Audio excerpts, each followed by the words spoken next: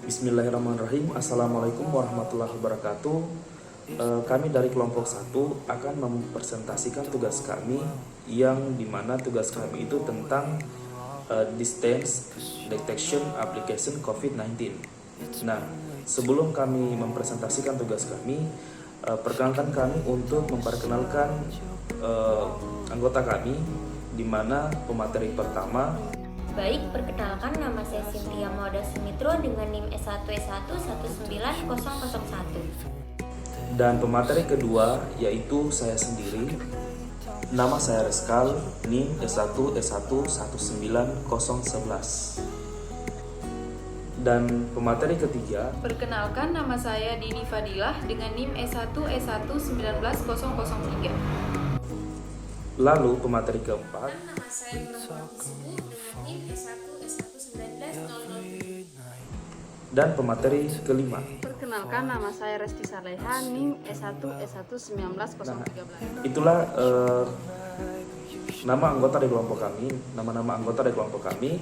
Selanjutnya kami akan langsung mempresentasikan tugas kami, yakni dimulai dari pemateri pertama sampai selesai. Baik, pada kesempatan kali ini saya akan membahas latar belakang dari pembuatan aplikasi ini. Pandemi COVID-19 yang terjadi saat ini telah membawa dampak pada terbatasnya pergerakan manusia akibat social distancing dan physical distancing. Akan tetapi masih banyak masyarakat yang tidak menaati peraturan tersebut. Maka dari itu, teknologi AI memiliki peranan yang sangat penting sekaligus sebagai solusi untuk mengatasi masalah ini. Baik, selanjutnya adalah aplikasi yang menurut kami sangat bagus untuk diimplementasikan atau diterapkan di masa pandemi COVID-19 sekarang ini, di mana nama aplikasinya adalah Distance Detection Application COVID-19.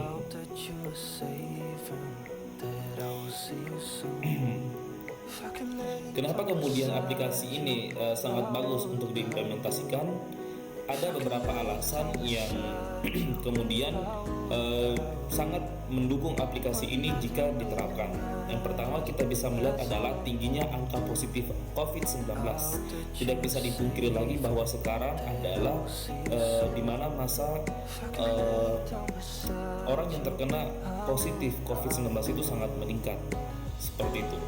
Lalu yang kedua adalah masyarakat atau orang-orang yang masih mengabaikan yang namanya protokol kesehatan, sehingga dari fungsi aplikasi ini sangat mendukung untuk kemudian bisa mencegah yang namanya penularan COVID-19 dengan cara memperingati adanya keramaian seperti itu. Lalu yang ketiga adalah vaksin masih dalam eksperimen, artinya vaksin itu masih dalam uji coba. Jadi kita perlu namanya protek, sehingga kita lebih mewaspadai di sejak dini untuk kemudian mencegah yang namanya penularan COVID-19. Lalu yang keempat adalah belum adanya monitoring secara real. Monitoring secara real ini adalah baik itu dari pihak pemerintah ataupun dari masyarakat itu sendiri, belum ada yang namanya pergerakan untuk kemudian menindaklanjuti ketika adanya kerumunan, keramaian, baik itu di tempat-tempat keramaian seperti mal atau tempat-tempat swalayan yang lainnya, seperti itu. Sehingga menurut saya aplikasi ini sangat bagus jika diimplementasikan seperti itu. Lalu selanjutnya adalah aplikasi Distance Detection Application COVID-19 ini juga membutuhkan namanya perangkat. Nah, perangkatnya yaitu ada CCTV dengan monitor. Kenapa kemudian kedua alat ini sangat berperan penting? Karena pertama bahwa kamera CCTV itu biasa digunakan untuk disimpan di tempat umum untuk merekam misalnya kejadian-kejadian yang biasanya seperti pencurian ataupun perampokan dan lain sebagainya. Di sini CCTV ini digunakan untuk merekam perkumpulan atau keramaian dari masyarakat yang nantinya menimbun terjadinya penularan atau penyebaran dari COVID-19 ini. Seperti itu. Lalu kemudian apa ya? Kemudian monitor untuk menampilkan apa yang direkam oleh CCTV ini, seperti itu. Nah, nanti untuk lebih lanjutnya akan dijelaskan oleh pemateri selanjutnya. Seperti itu. Mungkin itu saja dari saya. Baiklah, saya akan melanjutkan materi selanjutnya, yaitu tujuan pengembangan perangkat lunak ini. Tujuannya yaitu untuk menciptakan sebuah aplikasi cerdas dan bermanfaat di masa pandemi yang mampu memantau atau memonitor dan mendeteksi orang-orang dalam video yang nantinya akan diketahui pelanggaran-pelanggaran terhadap protokol kesehatan, khususnya dalam hal menjaga jarak.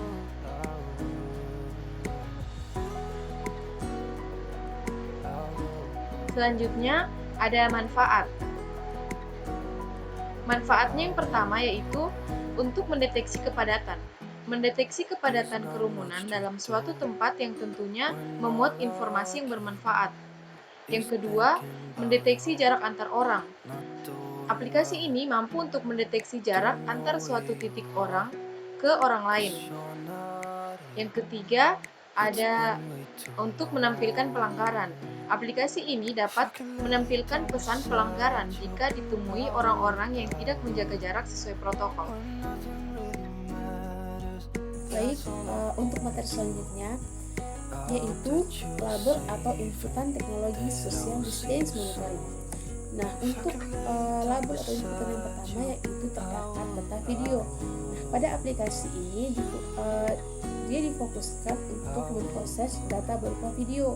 Nah, kemudian ada data antar objek. Nah, data antar objek ini digunakan untuk mendeteksi jarak di antara keduanya. Nah, selanjutnya yaitu ada training data pada DDA application. DDA itu merupakan distance detection application. Dia ini terdiri dari dua frame. Nah, pertama yaitu untuk frame yang tidak melanggar akan berwarna hijau. Nah, frame ini akan berwarna hijau jika jarak antar kedua objek itu sesuai dengan standar jarak yang telah ditentukan. Nah, untuk range atau jarak yang telah ditentukan yaitu minimumnya lebih dari 1 meter. Kemudian ada frame yang kedua yaitu ketika dia melanggar maka akan berwarna merah.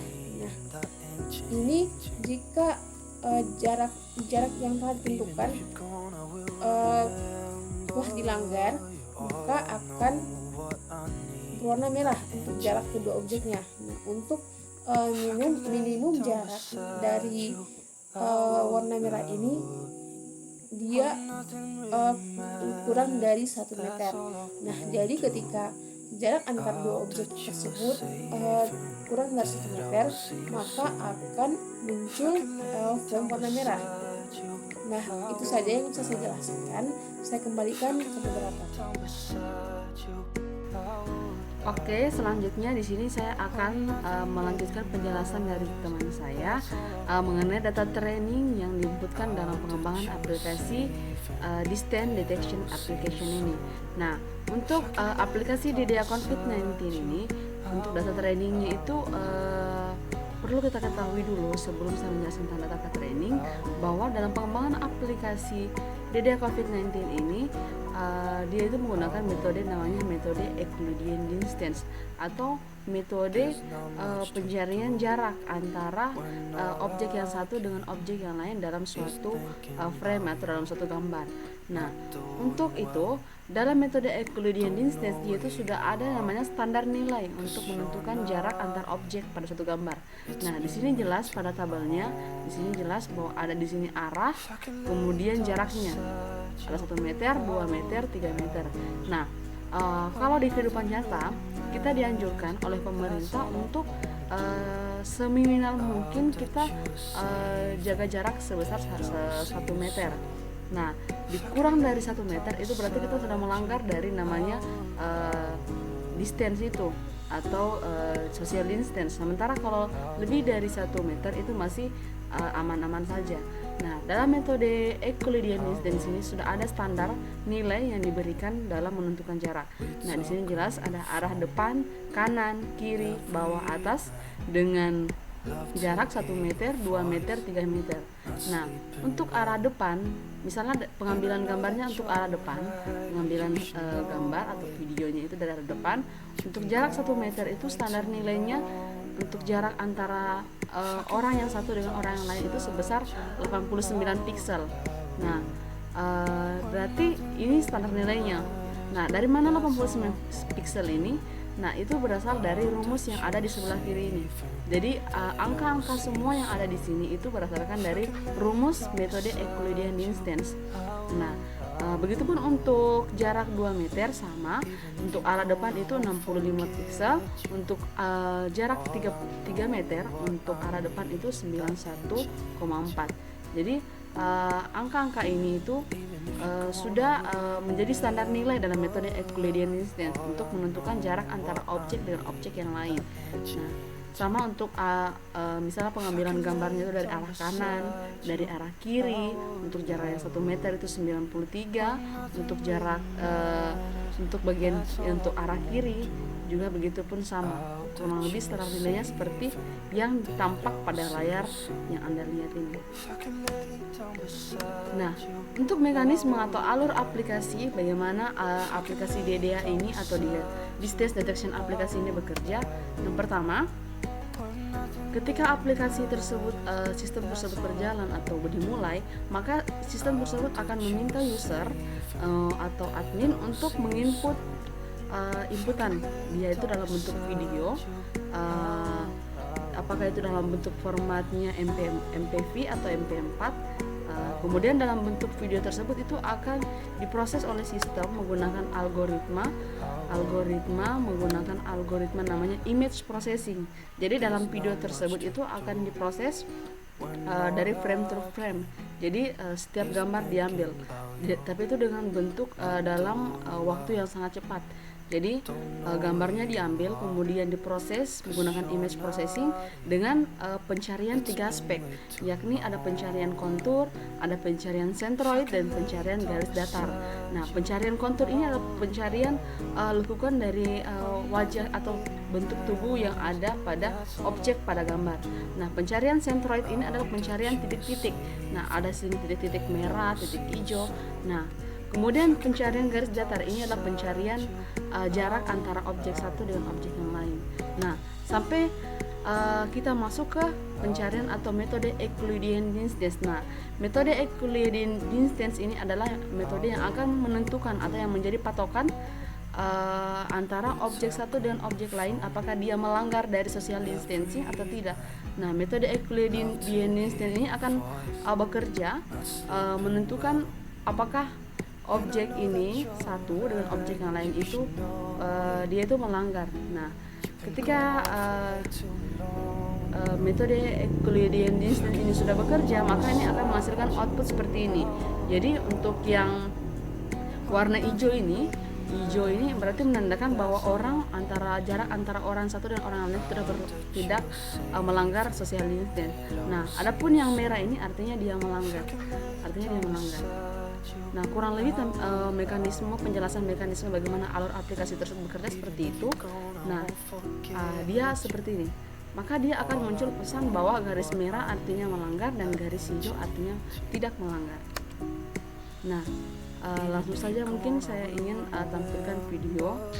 Okay, so as you can see here currently these two persons, they are close to each other, that's why they are red, but this particular another person and this lady is a bit far from all other person, that's why their bounding box is in green color.